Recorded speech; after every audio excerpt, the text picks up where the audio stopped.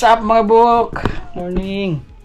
Yan, magbabaklas na tayo ng ating bed kasi nga malapit na tayong lumipat ng bahay, siguro mga 2 weeks na lang.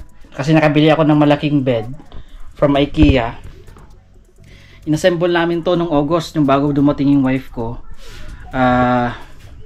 At ngayon ay i-dismantle natin. Ayan. So yung bed, ay yung mattress, yung foam ay napatayo na namin. So ito yung katawan ng bed. Kailangan na i-dismantle ng isa-isa.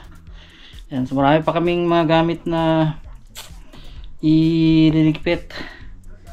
Pero hopefully maging successful naman yung paglipat natin sa 25. Kaya yan, makita nyo yung paglilipat natin soon. Ayan. Start na tayo.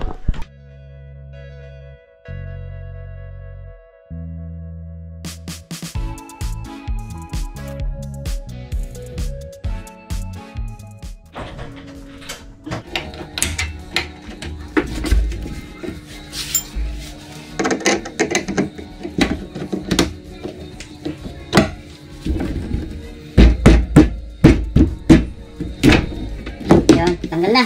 Kita yun. Tanggal na.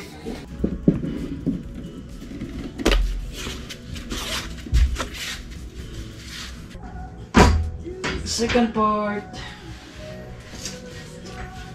Tanggal na din. Ito mahaba to.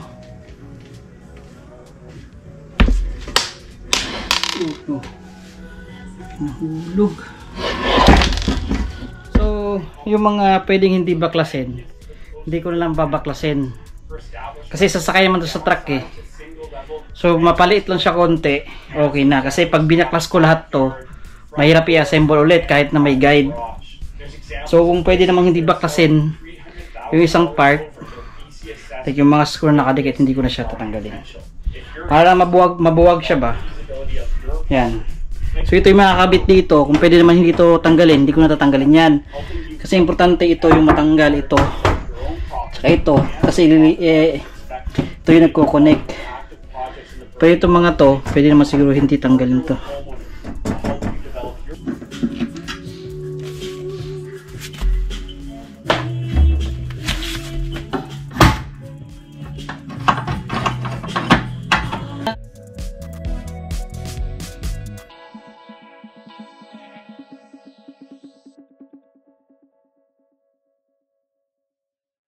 Ayan. Nabaklas ko na sa taas, yung pa-X, tsaka yung mga pinafold na nakapatong. So yung mga cabinet, hindi natin baklasin yan. Yung ito lang, yung 4 sides lang kasi iloload to sa truck para magkasya.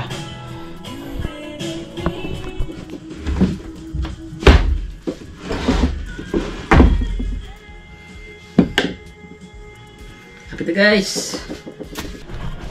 Ayan. Yeah, tanggal na sa kabilang side. Kabilang side natatanggal na din yan. So itong side na to fully natanggal na talaga. So itong siseparate natin to at saka yun. Yan. Titira pa natin yung mga ganito kasi necessary na tanggalin yan kasi mahirapan tayo assemble yan ulit. Ito, mga ito yung tatanggalin natin kasi baka mawala.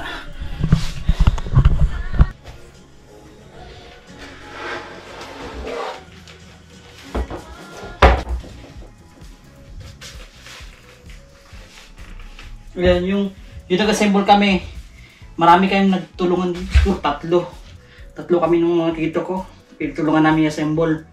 Ayan, medyo madali na lang tanggalin. Ayan.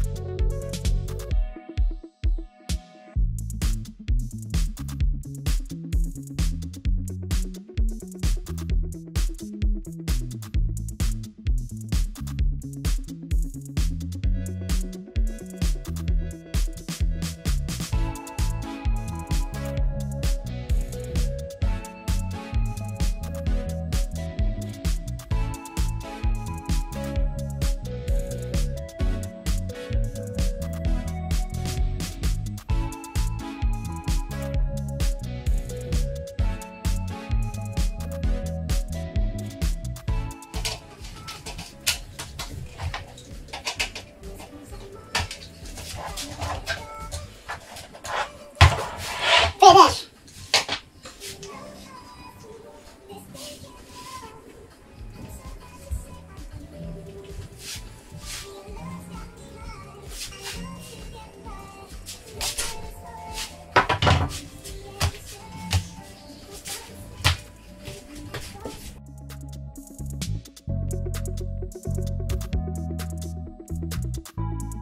Ayan guys, mabok, tapos na tayo. Yan, yung mga cabinet hindi natin release mantil yan kasi bubuuin din kasi yan eh. Ito na yung mga parts ng bed. Yan, so ito mga to hindi na to tatanggalin para hindi tayo mahirap mag-assemble. Yan, ito yung tusaygaan nya, kahoy. Ayan, kapag-exercise din tayo, naka-bend kasi yun nga, maglilipat na tayo sa January 25. Babang na lang kayo sa mga susunod natin post or ihalo ko dito sa video na to, depende. So ayan, huwag kalimutan mag-like, subscribe, and hit the notification bell para updated kayo sa mga pangyayari dito kay Bok JR in Canada. Bye, see you.